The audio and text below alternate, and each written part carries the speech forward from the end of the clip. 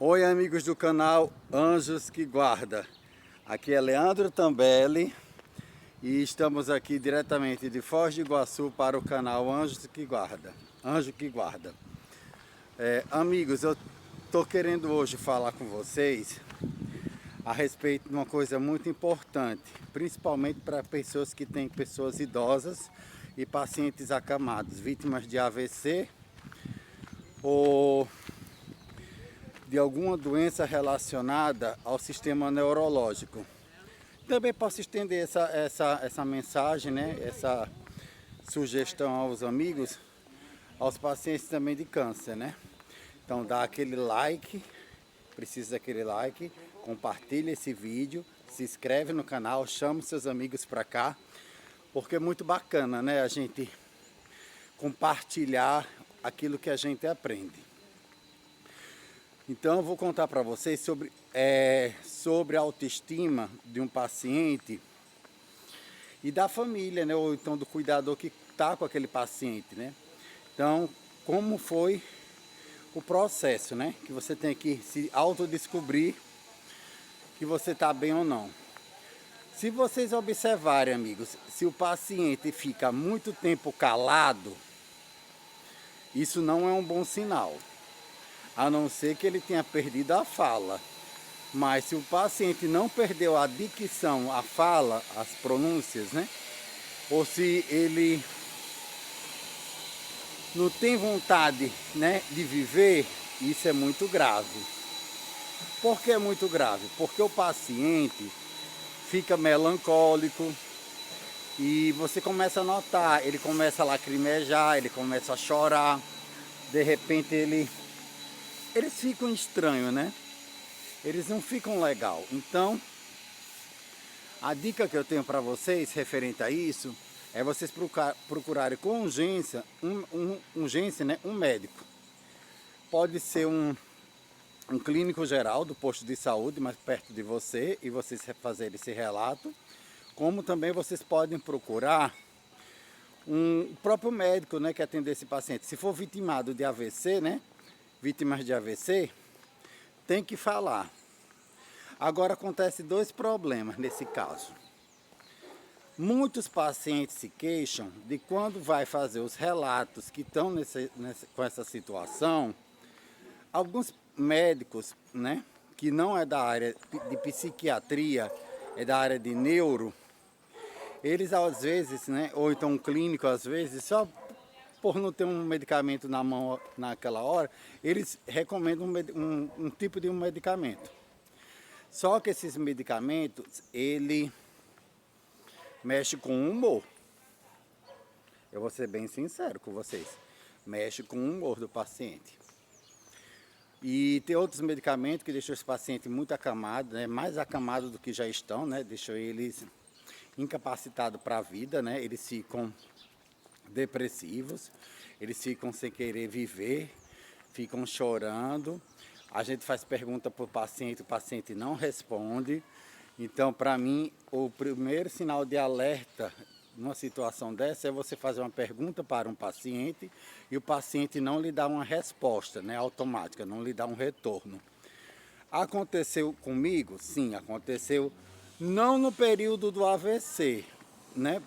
Muito além do AVC, aconteceu. Por quê? Porque minha mãe tomava os remédios convulsivos e eu observei que eu tinha que fazer a minha mãe sair daquele padrão. Porque quando ela ficou acamada muito tempo, a depressão, eu não vou mentir para vocês, a depressão foi uma coisa muito nítida na vida da gente. Foi uma coisa muito presente. Por quê? Porque a depressão, ela surge repentinamente, né? Minha mãe começou a ficar calada, ficou melancólica, depois começou a chorar, né? E isso já faz bons anos. Não acontece com frequência, né? As lágrimas hoje de minha mãe é mais referente ao estado emocional, quando se relata alguma coisa relacionada à família, essas coisas que ela não gosta de tocar no assunto. Mas por melancolia de depressão, minha mãe hoje não tem. Graças a Deus, essa coisa de depressão minha mãe não tem. Teve Sintomas? Teve sintomas, foi passado medicamento, mas eu descobri que tem coisas bacanas que tiram o paciente da depressão. Por exemplo, tem jogos de tabuleiro, né? Jogos de dama, jogos de dominó. Tem outra coisa bacana, passear, conversar. Nem sempre passear quer dizer gastar dinheiro. Você pode se locomover da sua casa com o paciente para frente da casa. Porque essa pandemia também, gente, muitas pessoas acometidas de doenças graves já estavam acamadas. Minha mãe acha graça, ela diz assim, o médico diz, olha, a senhora tem que ficar de quarentena dentro de casa. Ela vira para os médicos, eu estou de quarentena, doutor, desde 2014. Eu só saio para fisioterapia e para os médicos. E realmente foi desse jeito. Minha mãe ficou muito tempo, sabe, acamada. E as pessoas não entendem, quando o paciente fica muito tempo acamado, eles ficam, né? A minha mãe fica com a resposta no ponto da língua, entendeu? Às vezes eu falo mais alto, ela pensa que eu estou brigando, estou gritando. Ela se sente agredida e eu respeito, é um direito da minha mãe. Às vezes eu falo alto e ela pensa que eu estou brigando, gritando. Porque a mente de um paciente vitimado de AVC é diferente, gente, da mente da gente que não teve AVC. Então a gente tem que se colocar no lugar dele. Não é fácil, tá entendendo? Temos que cortar assuntos que magoam o paciente, entendeu? Temos que trazer para ele o resgate da memória. Tem um vídeo no canal que eu falo sobre o resgate da memória dos pacientes. Assiste esse vídeo. Então o que acontece? As pessoas têm que entender que tudo é um passo de cada vez. Eu não vou dizer para vocês que é da noite para o dia que a gente consegue resolver isso, que não é verdade. Fiquei muito triste porque recentemente eu soube que um amigo das redes sociais está vitimado de AVC, ele está com depressão, né? Aí ele relatou que foi ao médico e o médico passou um medicamento para ele que deixou ele incapacitado de conseguir nem se sentar. Aí eu digo, tem esse problema. Muitos médicos medicam, né, passam medicamentos, né, prescrevem medicamentos que deixam o paciente realmente num estado muito, como é que eu diria para vocês?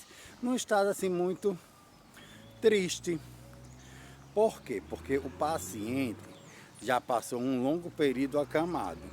Aí você relata seus problemas para um médico, o médico passa um remédio que deixa você mais tempo acamado do que você já estava, o paciente começa a ficar com mais depressão, eu acho, né?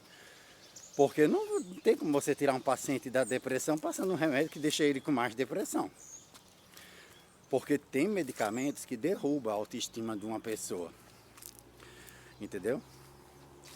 Eles mutilam, né? O direito da pessoa pensar, da pessoa agir, a pessoa fica grogue, né? Fica tonta, fica dormente, né? Sobre uma cama. E não é bacana, né? Então, para a gente não ter pacientes acamados passando por essa situação, a minha sugestão que eu tenho para os amigos do canal é o seguinte: vamos conversar com os pacientes, vamos estimular o raciocínio, vamos fazer esses pacientes pensar, vamos devolver para eles os exercícios de fala, de memória, vamos brincar de escrever. Por um bom tempo eu comprava papel e canetas e uma pasta para minha mãe escrever. Eu dava um tema, que nem tema de criança, de redação. Eu dizia assim, por exemplo, a minha mãe, férias. Aí ela escrevia sobre as férias. Eu dizia, mamãe, fruta. Ela escrevia sobre fruta. Mamãe, comida. Ela escrevia sobre comida. Porque nem todo paciente, gente, consegue se expor por um psicólogo. Porque os psicólogos, eles não se colocam não, viu? No lugar do paciente. Eu acho que não, porque minha mãe saiu, ela foi para a maior universidade particular do Ceará, que é a Unifor.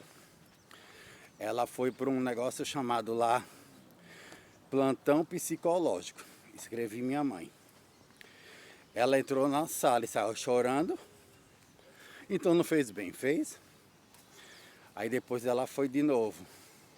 Aí saiu chorando de novo. Aí eu tive que chamar a diretora, né, do grupo de psicologia na época. E fui relatar. Eu disse, olha, eu trouxe minha mãe, foi para ela ficar bem. Eu trouxe minha mãe sorrindo e eu tô levando a minha mãe chorando. Tá me entendendo? Porque às vezes o psicólogo quer puxar da memória do paciente momentos tristes. E às vezes o psicólogo não entende também as patologias de um paciente. Por exemplo, uma coisa é você chegar assim, a senhora tem filho? Aí ela diz, tenho, mas eu não quero falar sobre isso. Ao psicólogo, mas fale. Aí, meu filho, ó, meus dois irmãos abandonaram minha mãe. A família fez tudo o que fez com ela, né? A família toda, do meu pai e da minha mãe. Então, é difícil, não é não? Como é que uma pobre dessa vai sair alegre de uma coisa desse? Eu acho que os psicólogos era para dizer assim, você quer falar sobre o quê? A sugestão que eu dou, né? Deixar o paciente à vontade, para ele conversar, para ele falar. Eu não sei como foi essa reunião, até hoje eu não sei. Eu só sei que ela saiu as duas vezes chorando. Aí eu chamei a mulher, né, que era coordenadora, relatei e disse que minha mãe não iria mais para o tratamento. Eu não sou psicólogo, não tenho formação nessa área, porém, eu acho que cabe ao cuidador e à pessoa que cuida de alguém acamado o dever de monitorar os sintomas, né, do paciente, sinais vitais e os sinais neurológicos do paciente, que seria o humor, né? Ver, né, o senso do humor do paciente, se ele está alterado ou não, agressivo ou não, tem que observar. É fácil? Não é fácil. Como é que faz? Olha, no meu caso, eu jogava todas as tardes dominó com a minha mãe. A gente escrevia, né, fazia essas redações todo dia, para ela escrever sobre um tema. E eu deixava ela conversar o que ela quisesse, tá entendendo?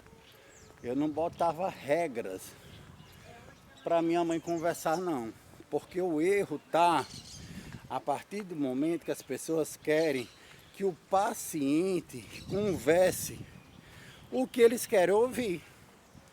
Você tem que deixar a liberdade com o paciente, tá entendendo?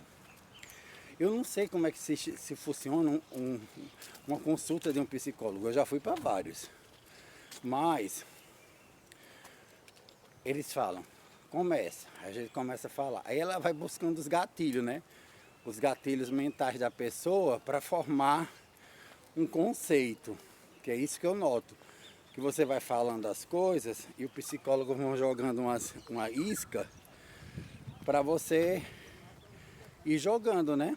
Vai falando, fala daqui, fala dali. E isso nem sempre faz bem para o paciente, porque às vezes um gatilho desse emocional dispara e abre setores da cabeça do paciente que ele fica sem saber, né? O que vai pensar, o que ele está sentindo. É complicado, gente, vou ser bem sincero, é muito complicado essas coisas. Então, eu digo assim, vocês que têm pacientes que estão com depressão, cuidado com esses medicamentos, porque eu tenho muitos relatos. A minha mãe tomava um medicamento que fazia muito mal a ela. Eu não pedi autorização a médico nenhum não para tirar, não. Eu suspendi o remédio. Eu não queria um remédio que minha mãe não conseguia nem se sentar na cama, porque quando você está com depressão, esses remédios que o pessoal passa, a pessoa fica muito drogada, gente. Fica muito incapacitada, sabe? Ela nem pensava, ela não respondia nada com nada, minha mãe. E aquilo me incomodava, porque minha mãe sempre foi uma mulher ativa, né? Da noite pro dia minha mãe nem falava, Não é triste? Eu acho. Acho triste, eu acho lamentável. Então, vocês têm que fazer isso, sabe? Conversar, pentear o cabelo do paciente, ajeitar o paciente, entendeu? Dar um agrado, fazer uma massagem nos pés, de leve, entendeu? Não pode fazer nada muito agressivo, porque ninguém sabe qual foi a sequela no AVC atingida, né? Então, a dica que eu dou a vocês é essa: converse com os idosos, deixe os idosos contar a sua história. O brasileiro tem mania de calar os idosos. Deixe os idosos falar, deixe os idosos serem quem eles querem ser. Eles já trabalharam muito na vida, já fizeram toda a sua parte para a sociedade. Está na hora deles descansarem e ser eles do jeito deles, entendeu? Hoje eu vejo idosos que podem trabalhar, tem uma lei, né, que idoso pode trabalhar, tem que ter lazer, tem que ter entretenimento. Na pandemia, eu não podia me deslocar com a minha mãe para canto nenhum, porque a pandemia foi muito complicada, né? Vocês sabem que a gente ainda está vivendo isso, né? Mas mesmo vivendo isso, a gente tem a capacidade de fazer uma coisa bacana, tá entendendo? Mas depende da gente, não é de outra pessoa não. É da gente, entendeu? Então, observe mais.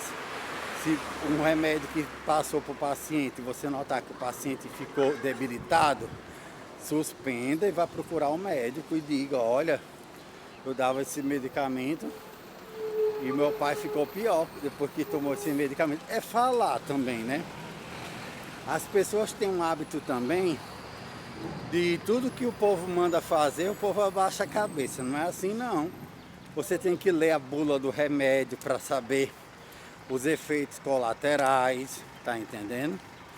Tem pessoas que recebem remédio da rede pública, que a rede pública esconde a bula do remédio porque tem efeitos colaterais. Eu acho que é um direito do paciente saber quais são os efeitos colaterais daquela medicação, tá me entendendo?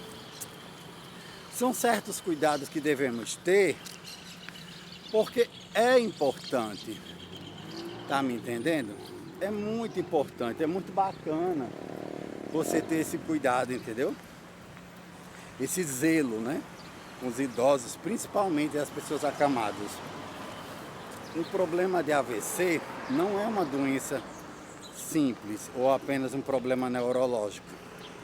É um problema que se estende, né, gente? Vai ter uma reabilitação, vai ter todo um contexto que não é fácil. Se eu disser para vocês que é fácil, eu estaria mentindo. Mas fazer o que, né? A gente tem que acreditar, a gente tem que sair dessa situação e juntos, cuidador e paciente, trabalhar o psicológico para essa depressão sair e não ter esse consumo tão excessivo de medicamentos que fazem debilitar cada vez mais o paciente. Tá bom? É um vídeo informativo? É um vídeo informativo. Por quê? Porque tem pessoas que não sabem disso. Se você já sabe, parabéns. Se você não sabe, aprende um pouco. Porque cuidador tem que passar informação para cuidador. Tá bom? Eu estou aqui diretamente de Foz do Iguaçu e queria dizer para vocês, ó, o meu abraço, um beijo a todos, se inscreve no canal, dá aquele like e compartilha. Eu dependo de vocês para que o canal siga, tá bom? Tchau, um beijo a todos, tchau.